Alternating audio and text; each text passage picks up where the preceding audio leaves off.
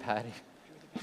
Straight into another rock star of the UK startup scene. Please can we welcome from Mind Candy, purveyors of Moshi Monsters, Michael Acton Smith. He did the mash. He did the monster mash. He did the mash. It was a total smash. He did the mash. It was a monster mash. Yes, it's the mash. So, I don't know if any of you are under 9 or 10, but if you know someone who's under 9, well, under 11 typically, they will be playing Moshi Monsters, and you now have 70 million people playing? About a little over 70 million registered users. Yeah, it's not active. But. So the last figures I saw, you made a nice healthy profit last year. Yeah, we made about £10 million profit last year. On a turnover of about? About 30 million. Okay. So what you need to know about Moshi Monsters is it's not just a game where you create a pet identity. Yep. It's now, I think, the biggest children's magazine in the UK. Yes.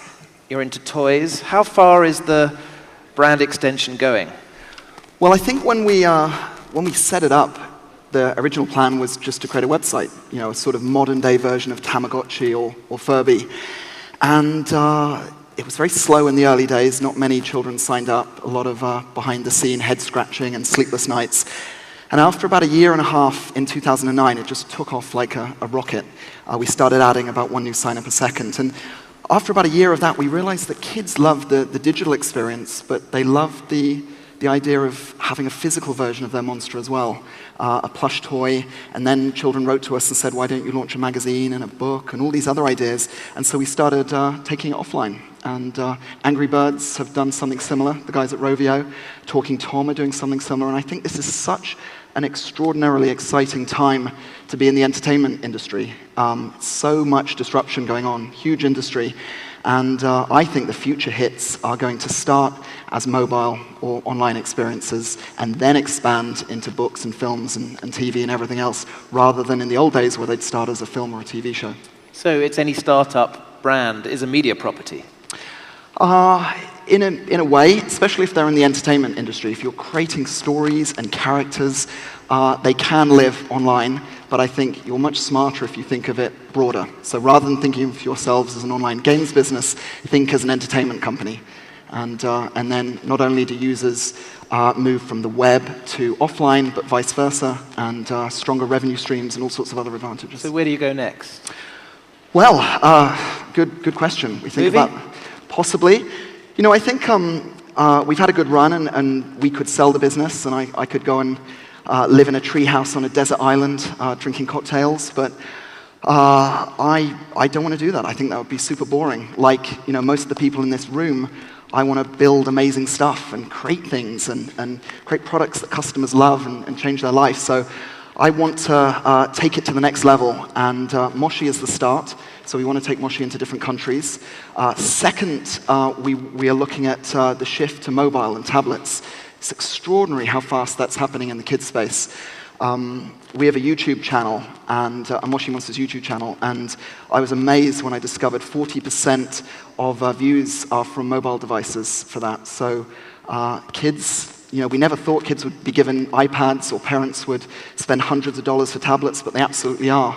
And I think that's going to be the dominant device for children over the next few years. Not just gaming, but video, music, education, super exciting. So you've launched a spin-off character, a girl's character, Poppet. Yes. Do you see a whole set of new sub-brands a la Walt Disney? Yeah, so you know, our vision for the business is to create the greatest entertainment company in the world for this new digital generation. And don't you love that ambition?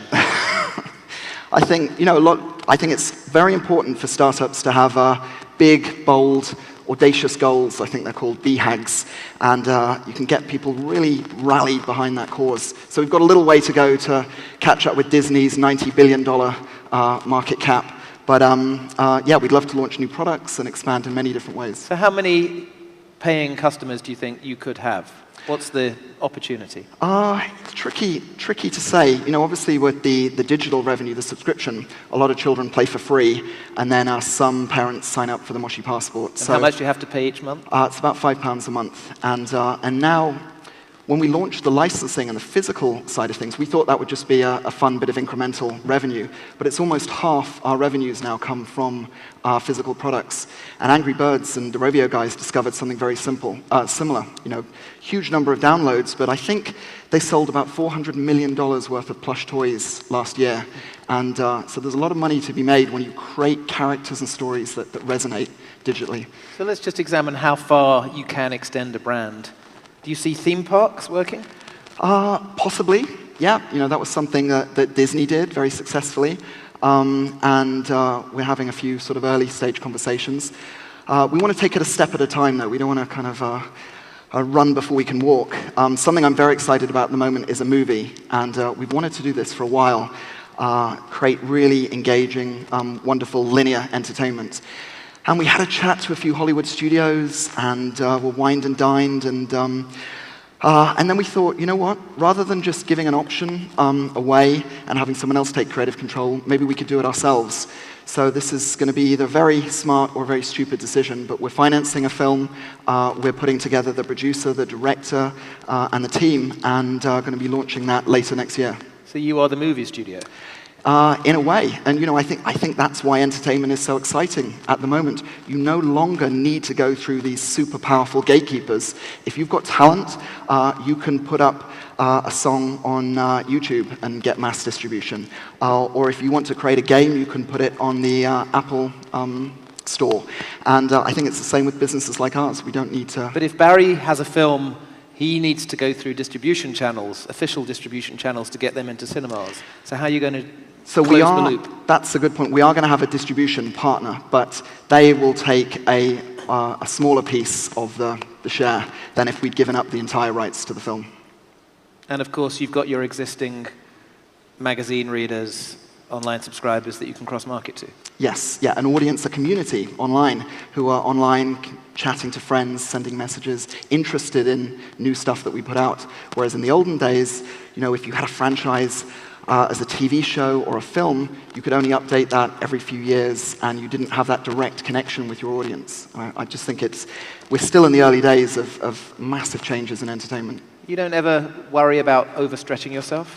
Yeah, we do. We could sign maybe 3 or 4 times as many licensing deals as we do. And we have to be very good at saying no, making sure the quality is super high, making sure that we don't just slap a label on products, that everything we do enhances the story or provides a new window into the world for children. And I think that's how we can create a brand that has real soul and depth, and that hopefully will be around for my kids, maybe my grandchildren, to play one day, rather than a fad that burns brightly and fades away.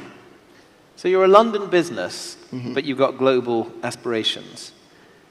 How much pressure do you come under to locate in the US, to move away from London?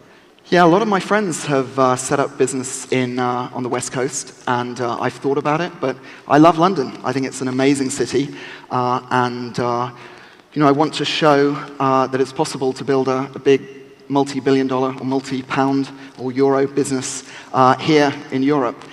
We have offices in the US, we have a fair few employees over there, but I want our kind of heart to remain here in London. So what are the barriers to fast-growing digital businesses in UK, in Ireland, in Europe? Well, I think it's similar kind of barriers to wherever you're based. We haven't really had any disadvantage being based here in Europe. There are great lawyers and accountants and investors. There's great talented developers. An artist. We've got pretty much all the stuff we need. We do a little bit of hiring from Silicon Valley, but I think the biggest challenge we have is just the team. I say there are some great people here, but with any business, you've just got to continue adding amazing people. And we've got about 150 so far. So finding ways to continue to add amazing people is probably my trickiest headache. I always hear, oh, there isn't the funding to grow a company quickly in the UK, in Europe. Has that not been an issue? I think it is easier to raise money on the West Coast. I think there are more second, third, fourth generation entrepreneurs to put in that crucial early stage capital. But it's very possible here as well. You know, if you've got a good idea and you can tell a good story, and crucially, you can just get a little bit of traction. It doesn't cost a lot of money to launch a business and just test it out. You should be able to raise money here. And yeah. So when it comes to doing an IPO, is London the place, or are there barriers to London being the place that you go public? Yeah, so this is a question I get asked a lot. And you know, my stock answer is we're very busy, we're very focused on building our business and creating extraordinary entertainment. We're not that focused on thinking about IPOs. It's maybe something that happens in the future. And I know the government in the UK and the LSE are trying to relax the rules to make it easier for fast growth tech companies to launch here in Europe. But you know, there's still a lot of advantage to going public on NASDAQ or NYSE, the analyst coverage, the liquidity, the comparable companies.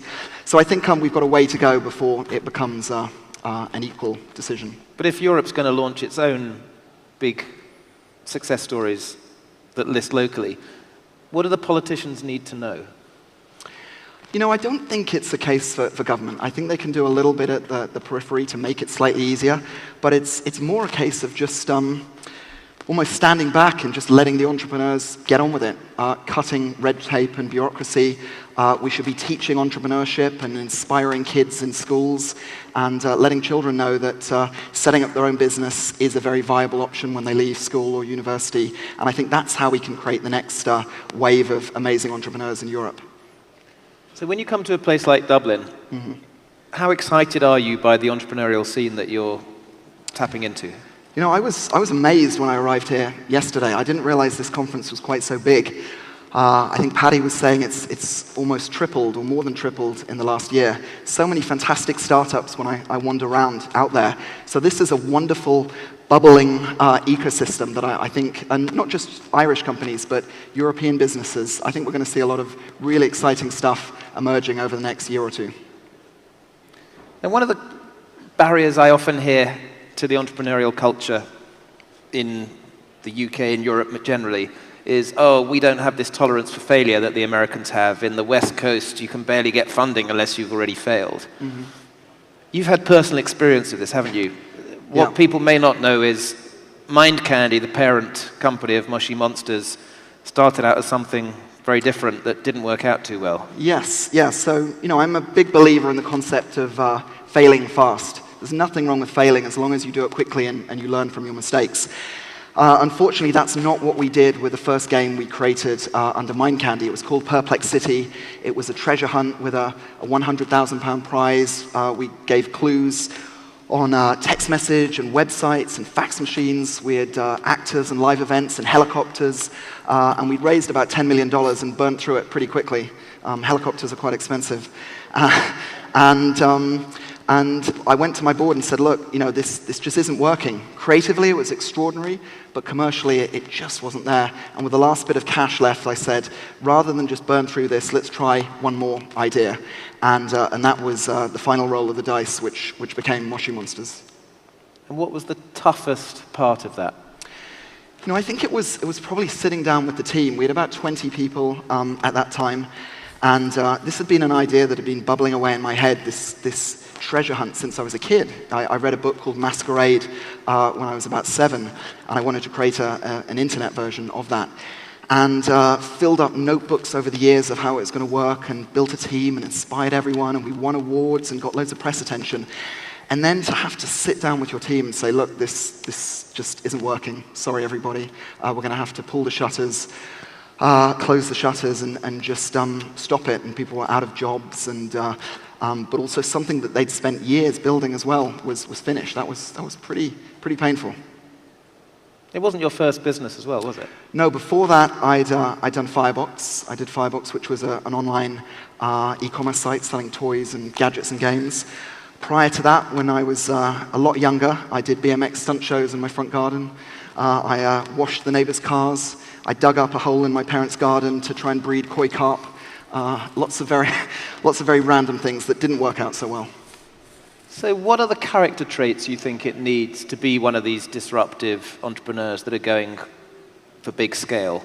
Are there things that you can learn, or do you need a certain natural instinct? I think it's a little bit of both. I think the wonderful thing about the digital space, as I said earlier, is it's so cheap now to launch a new business, to just try something.